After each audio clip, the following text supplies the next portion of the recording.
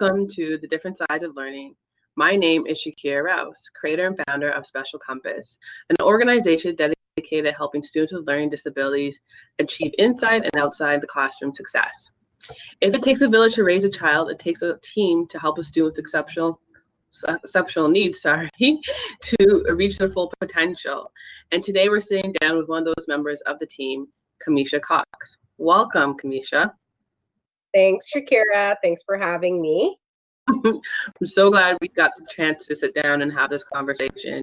I've just been eager to have it for a while. And so I just want to really just dive right in. So tell me about your journey and what inspired you to start the Reading Partnership. Awesome. The Reading Partnership. So the Reading Partnership actually started as the Reading Partnership for Parents, which is our signature program.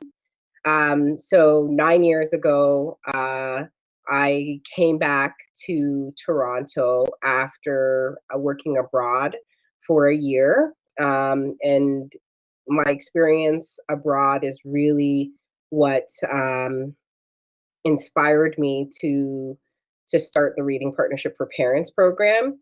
So I was teaching in London, and I was working in a school as a literacy specialist without the actual qualifications at the time to have or hold that title.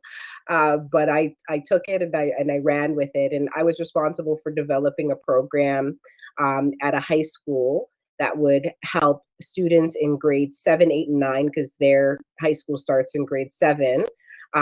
Were struggling with reading, and that were reading at levels way below their grade. So talking about, grade 7 students who are reading at a grade 2 level or not reading at all. And so I designed and developed the program, implemented the program, asked for more training because I realized that I needed it. And was able to roll out a program there for over 100 students. And all the while thinking, like, how does this even happen? Like, how is this possible? How does a student get to grade 7 without knowing how to read, especially if that student doesn't have any exceptionalities? It's just about gaps in their learning, right? How did they get there? And where are their parents, and do their parents know, right? And, thinking about the answers to that question, like, where are their parents, and do their parents even know? I think that many times parents trust the system, and they trust that schools are doing everything that they can to support their children. And we know that that is not always the case. And, during my time in London, I always thought, wow, I really want to develop some kind of program that involves parents. But I wanted to do a program that was not some kind of intervention, because that's really what I was doing. I was running an intervention program. I wanted to create a preventative program to ensure that kids had the start that they needed, and that parents had the skills and the knowledge to support their kids at home, and to partner with teachers and with schools. And so I left London. I came back to Toronto to start my master's in education, and with the idea that I would at some point develop a program that would teach parents how to teach their kids to read. And I started school, and I kind of just parked the idea. But I did share it with a mentor. And when I graduated from my master's, looking for a job, I was like, for sure, I'm going to get a job right away. And that just wasn't the case. And really even opportunities that I thought that I would get for sure, like when I applied for jobs and I couldn't get into the school board, and I couldn't get into any organizations. I decided that I was going to travel again. I was going to go to Korea, and I applied for Korea, and Korea didn't even take me. And I was like, wow, what's going on here? Because I definitely had the education, I had the experience, but I just wasn't landing anything. And I think that's because there was a greater purpose for me to kind of walk in. And And that was starting the Reading Partnership for Parents program. And so when I sat down with my mentor and I said, I don't know what to do because I can't find a job, I need a job. And she said, well, what about that program that you said that you wanted to start? Right now, there's this, resident action grant that you can apply for through United Way. Why don't you, try to get something started? And I took her advice and I applied for that resident action grant. And resident action grant was specifically for residents who wanted to make a difference in their community.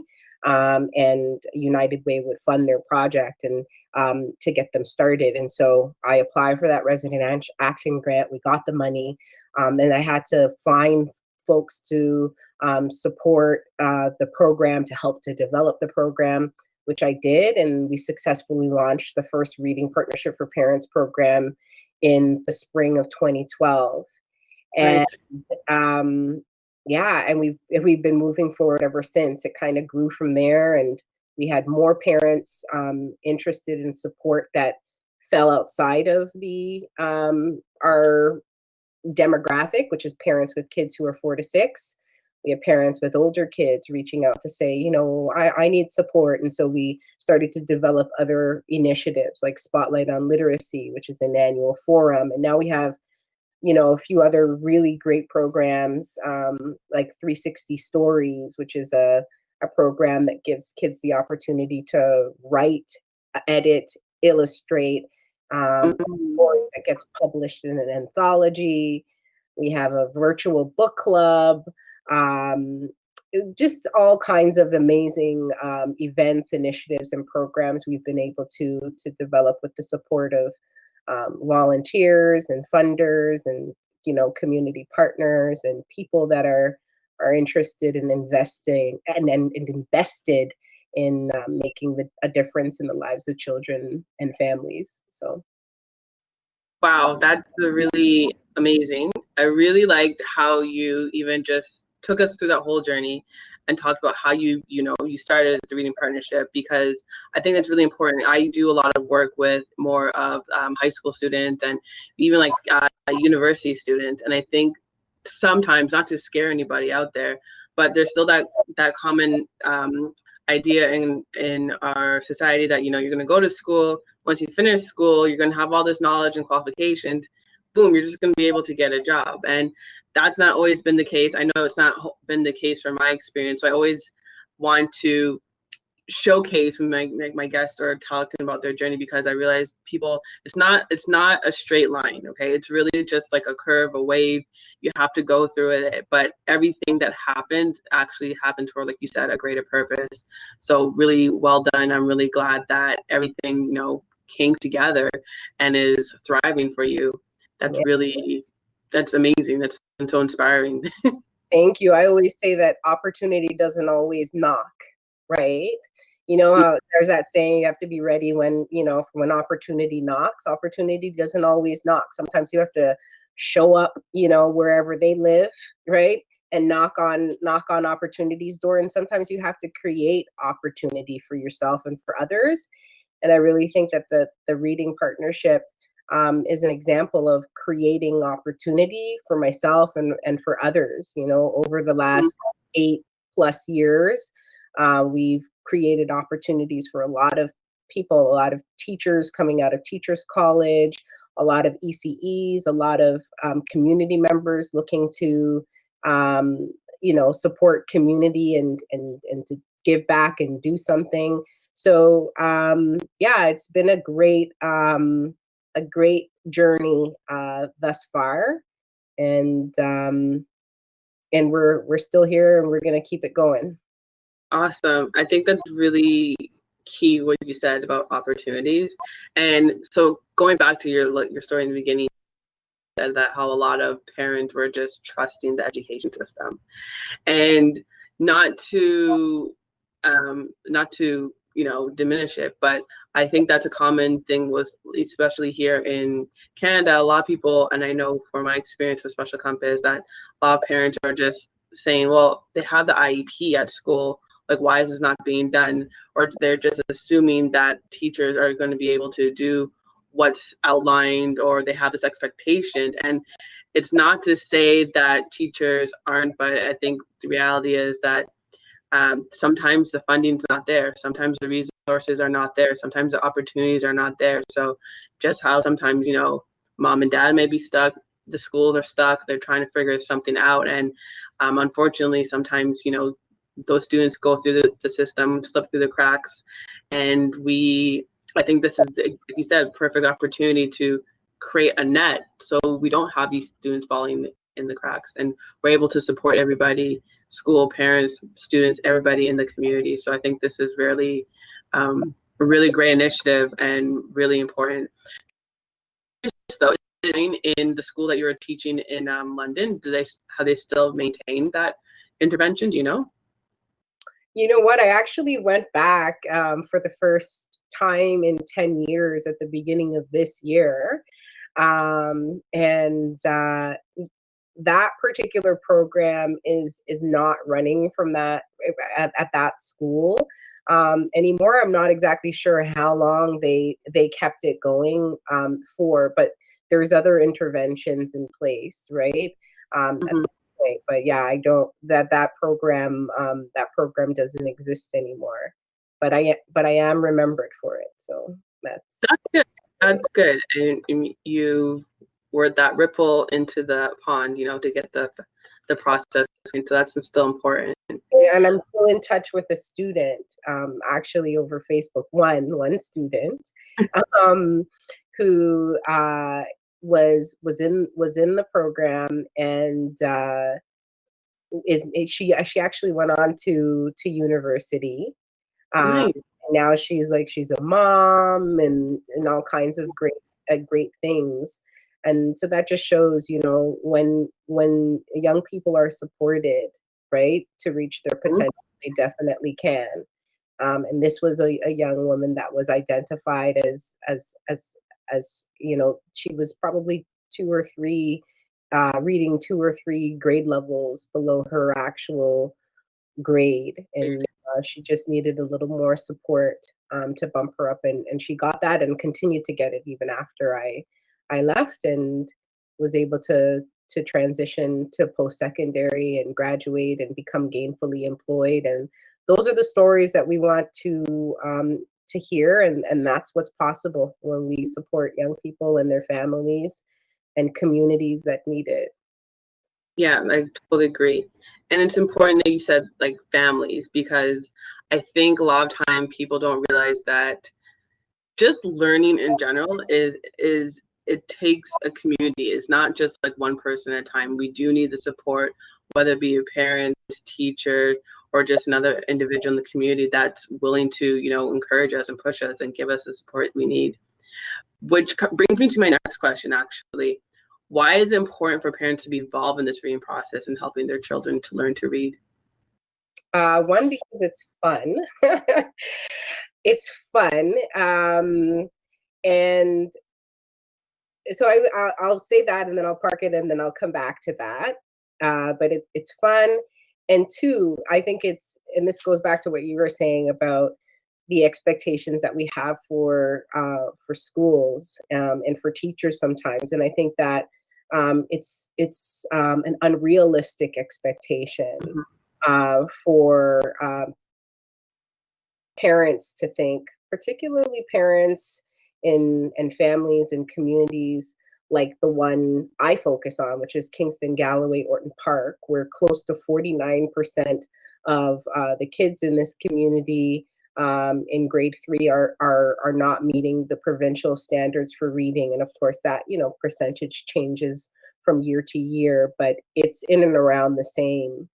And so if you just imagine that 49%, so your child, there's 20 kids in a class, let's just say, and 49% of them are struggling. How does that teacher pretty much work one-on-one with 9 students in the class, and give them the attention and the time that they need to catch up, while at the same time um, attending to the other students in the class? It's impossible, right? And so Mhm. in communities like this, I feel that that there needs to be preventative programs, right, that ensure that kids have the start that they need, but also strong interventions as well, because we have a real issue and a real challenge. And so that's one of the reasons, is because, like, if parents are not empowered with the skills, and the knowledge and the tools to support their kids, and if they don't have the resources to hire someone to support them, that they might not get the support that they need to achieve, right? Yeah. But going back to my fun argument, yeah, it's fun, and I've worked with over 250 uh, families, specifically on the Reading Partnership for Parents program, where we're teaching them how to teach their kids to read. Um, and just to see the way parents, they light up when they recognize, or they see that the time, or the fruits of their labor, that the time that they're spending teaching their child letter names and letter sounds, and going through the process with us, and then finally when their child starts to sound blend and they actually read their first word for the first time, and parents witness that, like, they are a part of that process. Oftentimes you hear about parents talking about their child's first, like, oh, they walked today, or they said their first word, or they lost their first tooth, like, and what about when they've read their first word, like, you know what I mean, or they've read their first story, like, Yeah. that's also like exciting. Yeah. And it's kids aren't always celebrated for that. It kind Yeah. of sometimes it just happens at school, and then one day when you're reading with them, you realize, oh wow, you actually can read, right? But when parents are a part of the process right from the beginning, then they get to experience that first with their child, and they get to make it a big deal, and it should be a big deal. It is a big deal. And it is a way, like, when parents are excited and celebrating kids for reading, then kids are that's a positive reinforcement right there, right? And so they're going to want to read more, and when that's what we want kids to just be in love with reading and with books, and to want to do that. And a way to do that is to try to turn them on to it early, right? And so that's, we do a lot of work with parents to help them turn their kids on to reading uh, from the onset of their learning. That's amazing. Um, I think, yeah, I never thought of it like that. Like, well, I'm not a parent either. So, but I never thought about it having that the first moment where you're like their first word that they read, their first book that they're.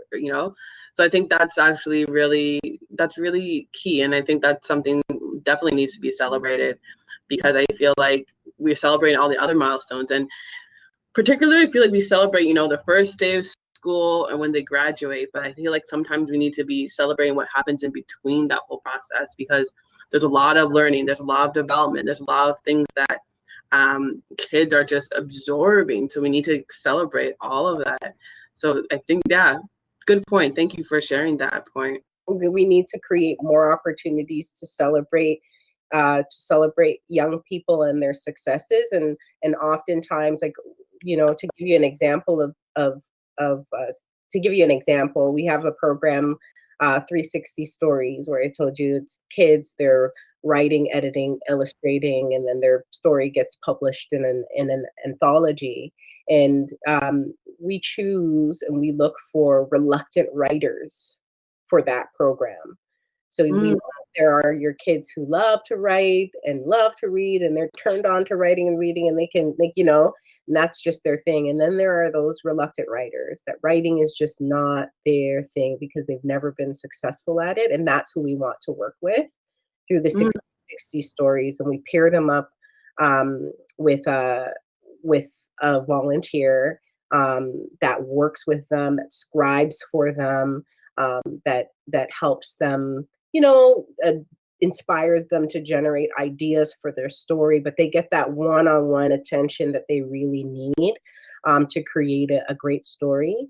And then it gets published in the anthology, and we have a huge launch. Like our last launch was at Chapters Bookstore in Scarborough. So they get the full like experience of being an author and seeing their photo and the bio that they wrote blown up really big, and they have VIP seating, and they get to invite their family, and it's like a reception, and it's just like this really big deal, and they're celebrated for their writing, something that they are usually not celebrated for, right? Most likely because they rarely finish or complete a writing task because it's a struggle for them. And by celebrating them, it's a positive reinforcement. And so those same kids, like we've received feedback from school about kids who were, struggling, reluctant writers, who now that they're in the 360 Stories program are attached to their Chromebook because they want to finish their story, right? Because they've been turned on to writing and they're celebrated for their writing now, right? So yeah, I think celebration is it's so important. We have to positively reinforce our kids, and often every day. They need it. The world is such an ugly place sometimes, right? Uh, Yeah. uh, and even more so for racialized Black, Yeah. Indigenous, Yeah. young people, and they need our support, and they need our encouragement, and they need to be celebrated. That's very good. I think that's some key gems I'm going to take away this afternoon from our conversation about celebration and celebrating our young learners. I think that's very key and very important. My next question for you kind of goes back into, well, learning to read. So a lot of the work I do and kind of going back is more of how like the mind and brain functions when it comes to learning to read, or just in general when it comes to learning, I should say. And so one of the things I've learned is that reading actually is a difficult task on like our brain physically. So reading skills are going to, like, every child is going to build those reading skills differently and everything. But as a parent, what are some signs to look out for that may be an early indication that their child may have a learning disability, or something that we could kind of, let's say, hey, there needs to be, I should consider and look into something a little bit deeper, may get some help and support here? Yeah. I would say that parents are intuitive, and they should really rely on that intuition. And if they at any point think anything is wrong, you know, and even if they don't think anything is wrong, they should consistently be asking questions and having conversations with the professionals in their child's life. Like, so whether that be their child's teacher, or their family doctor, but constantly having conversations about their child and the things that they're doing, their development, having those conversations, and then asking questions. And, I've had parents that are in the program come to myself or other facilitators with concerns, right? And I would say that no question is a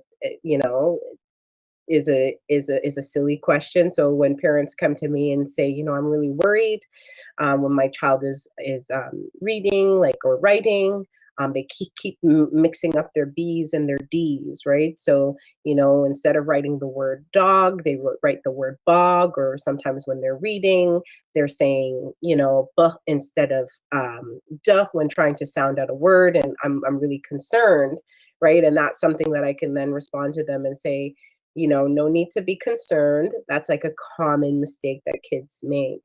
But if they don't bring that question to me, then I'm not able to provide that that feedback. So I would say Mhm. that's just one of the things, because every child is going to be different, and I just think that parents need to really rely on their intuition and be asking questions, and having conversations with the professionals in their child's life about their development. Yeah, I think that's key. That's something I'm always telling parents as well too, to like trust your intuition. Like you know your child best. And so if you feel like something's wrong, don't be afraid to investigate or just kind of, like you said, ask questions. And I think that's where it really starts. The more you're going to ask questions, the more you're going to get the answers. And eventually, whatever the situation may be, you'll get the help you need, you'll get the support, but you'll never know until you've asked those questions. So yeah, trust your instincts, your parental instincts 100%.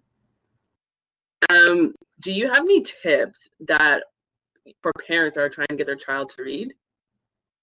Any tips that are for parents that are trying to get their kids to read? Yeah. Um, I would say, make it fun. Like whatever it is that you're doing, I feel like whenever, if it's bedtime stories or whatever, it should never feel like a chore. Uh, Mm, and so, try to find ways to make it fun. Um, I think that kids are more motivated to want to read when they're choosing what they're reading. So if you're taking a trip to a bookstore or a library, let the child choose the book or a book, right? And you can choose another. I just we just did an event a few weeks ago called Ice Cream for Books, and kids basically got free books and an ice cream cup, all and right. they get the books from the book table, and they get to like point to what they want, and of course we asked the kids, and so the child chose the book that they wanted, and we bagged that for them. And then, maybe about 5 minutes later, the parent came back because, like, the parent actually didn't want that book. And Mm, so, like, there was this whole, talk about an exchange, and we had to advocate for the child, right? To say that, no, that's the book that they chose. Like, that's the book that they're going to want to read and be interested in reading. So, let them have a choice. And then I would say my other suggestion would be to follow the reading partnership on Twitter, Instagram, and Facebook at TRP Now, because we have one, we post every time we have a program, and right now we're offering our reading partnership for parents online mm, program. So parents with kids who are 4 to 6 can sign up. They can get a huge lit kit. So it's a kit filled with 200 plus of resources, and they get a free 6 week program with that, and that's just about jumpstarting your child's reading. So I mean, I'm sure there are lots of other tips that I can provide, but those are the three that I'll start with. And on Instagram at TRP Now, there's a link to 10 really cool activities. We call them. We posted them, like we had a series where we were posting them, the Family Fun Friday. So every Friday for 10 weeks, we posted a new activity, and mhm. they're great ideas, easy things that parents can do with their kids at home. And it also provides the templates. Like if there is an actual sheet or something that you need, we provide you with all the templates that you need to do the activity at home. So follow us. That's awesome. I like that name, the Lit Kit. I know, yeah. Our facilitator, when we were talking, like during our orientation, talking to the parents, would be like, "And now about our lit kit." Like, it's funny. That's funny, but that's great tips because I've also gotten asked those questions too from other parents. I'm like, how do I get my child to read more? And then I'm like, well, your child probably likes to read, but maybe what they're reading doesn't interest them. So just try to make it something that's, like you said, interesting and fun for them. Routine. I would say that that's the other thing too. Even if kids, because sometimes they'll be reluctant, but if you get them into a routine of reading, it's a part of their routine. Then kids love routine. Kids love routine, especially if that routine is spending time with you as the parent, or being able to cuddle up next to you as the parent. So those are some things. They can choose the book. They can choose where you sit down to read it. Do you want to lie down? Do you want to lie in mommy's bed or daddy's bed? We can do it wherever you want, right? So giving them choice around the book and where the reading happens is also a way to turn them on to reading. Awesome. Great tips. My final question for you, I want to know, what are some of your favorite books you would like to read as a kid? And I'll share mine after. Okay, well, the one that came to my mind, I can't even remember the title, but it's a Judy Blume book. So this is more, it's a Judy Blume book. And I still remember, I used to love Judy Blume. And I can't remember the title of this book, but I just remember the line where it was about, like, okay, I'll just say the line. The girl was going, I must increase my bust. Do you know what I'm talking about? No. No, I didn't read Judy Blume. What? Oh my goodness. Maybe it's a generational thing. I don't know. I think are you younger than me? Maybe you're younger than me. I don't know. Maybe we should talk about our age. Let's not.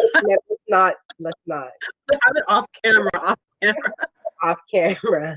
But yeah, so Judy Blume was a favorite author. Robert Munsch definitely was an author that I loved his books, and I still do. And kids still love Robert Munsch a lot. Yeah. Classic. I'm thinking though, if I can think of a specific book, I can't think of one. One book. I think Robert Munsch, Judy Blume. Yeah. So you're making me think of a couple too, when I even was thinking about this question. So I was into a series of, like, I don't know the author, but it was called like The Littles. And it was just like a series of these like little people that would live in like the cupboards of like the house of like the or regular sized people's house. And it was always about like their adventures, like the family. And I always remember reading Paddington Bear, and I think that was a prize winner for me, because confession alert here, that like I wasn't like the best reader. I shouldn't say I had a hard time reading, and I just kind of felt like it would just take me a long time to read, so I didn't really get into reading as much as a kid.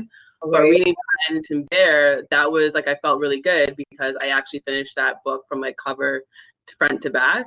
And then The Littles, like I said, I used to like that. Robert Munsch, definitely. I remember reading as a kid, my mom had picked up a book called The Napping House.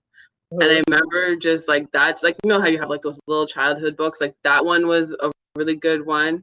The Napping House and Just Us Woman, that was also a really good book. It was just about a niece and her aunt going on a road trip, and it was just like really fun and cute.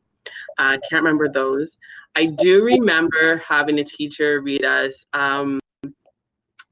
Silverstein. Like, he's a children's author, but he does poems. Cheryl Silverstein. I don't know if you ever heard of his name. But yeah, and some of his poems are like kind of like that. I used to like listening to when the teacher would read the poems, and I bought a book for myself of his poems and everything.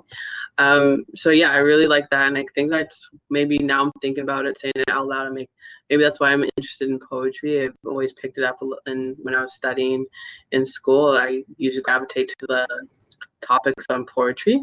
Right. But yeah, so that was as I got older though, and for school, I became a little bit more able, like I like if we picked up reading a little bit better, stronger, and now I have a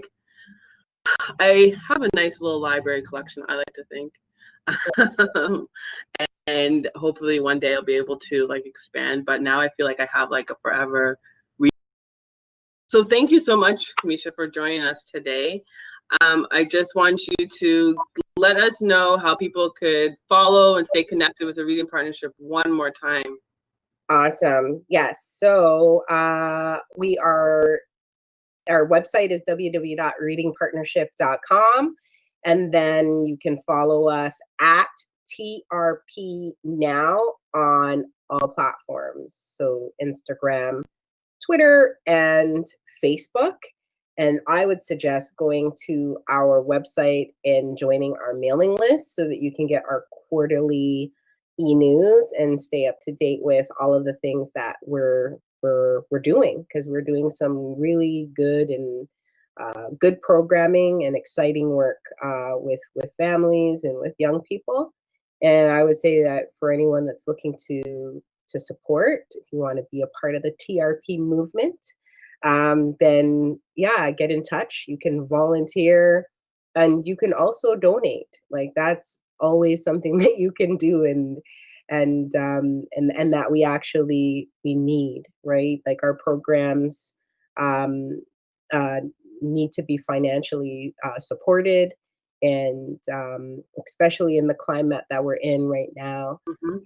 I know that it's tight for everybody, but sometimes we need folks to dig just a little bit deeper so that we can continue to support children and families in the way that we do. All of our programs are online now, and we need more of that. We need more strong programming online, and we have that. So support, volunteer, donate, and spread the word about what we do.